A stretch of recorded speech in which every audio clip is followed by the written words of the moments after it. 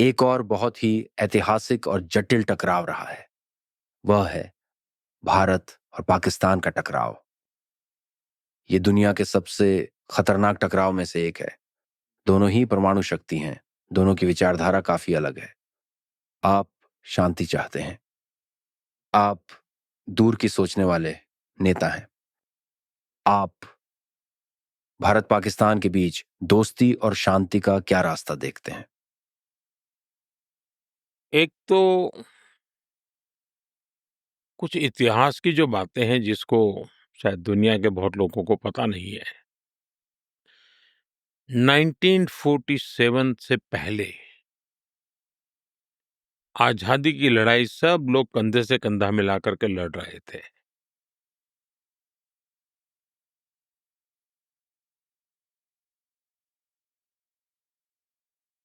और देश आज़ादी के लिए आज़ादी का जश्न मना का इंतजार कर रहा था।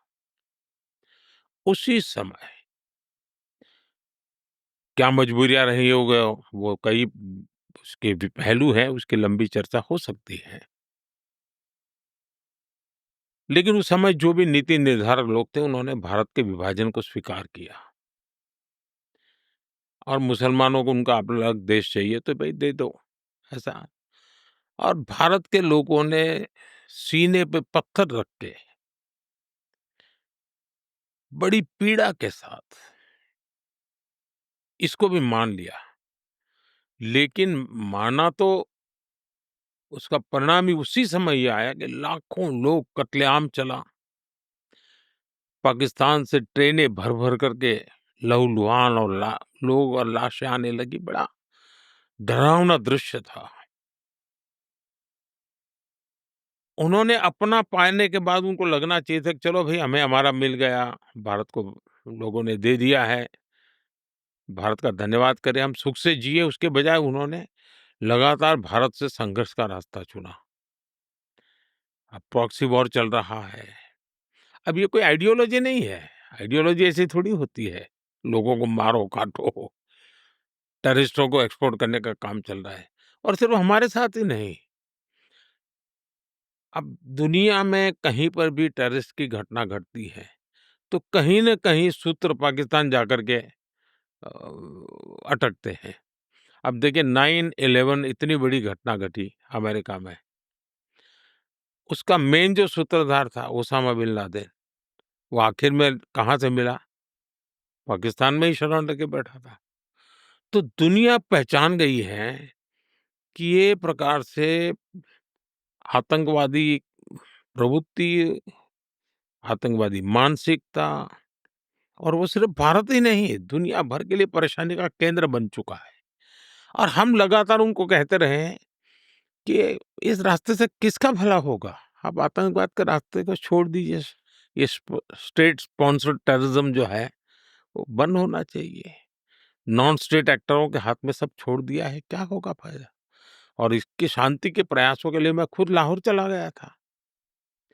मेरे प्रधानमंत्री बनने के बाद मैंने मेरे शपथ समारोह में पाकिस्तान को स्पेशली इनवाइट किया था ताकि एक शुभ शुरुआत हो।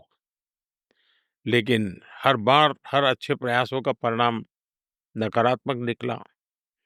हम आशा करते हैं कि उनको सद्बुद्धि मिलेगी और सुख शांति के रास्ते पर जाएंगे, और वहाँ की आवाम भी दुखी होगी ऐसा मैं मानता हूँ। क्योंकि वहाँ की आवाम भी ये नहीं चाहती होगी कि रोजमर्रा की जिंदगी जिए। इस प्रकार के मार-धाड़, लोही-लुहान, कट को बच्चे मर रहे हैं, जो टेररिस्ट बन करके आते हैं, उनकी ज़िंदगी तबाह हो जाती है। क्या कोई ऐसी कहानी है जिसमें आपने कोशिश की हो, पाकिस्तान के साथ सब ठीक करना चाहा हो, जो पाकिस्तान के साथ संबंध सुधारने की कोशिशों से जुड़ी हो, जो भविष्य में आगे का रास्ता दिखा सकें? पहली बात है कि संबंध सुधारने की सबसे बड़ा ब्रेक थ्रू था, प्रधानमंत्री बनते ही शपथ समारोह में उनको निमंत्रित करना।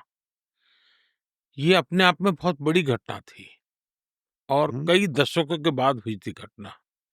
और शायद जो लोग मुझे 2013 में सवाल पूछते थे कि मोदी की विदेश नीति क्या होगी?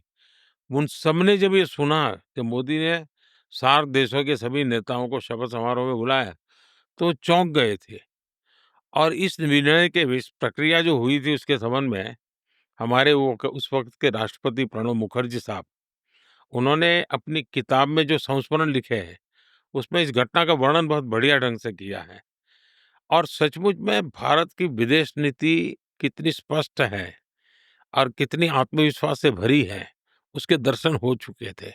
और भारत शांति के प्रति कितना प्रतिबद्ध है, उसका संदेश दुनिया के सामने साफ-साफ गया था। लेकिन परिणाम सही नहीं मिले।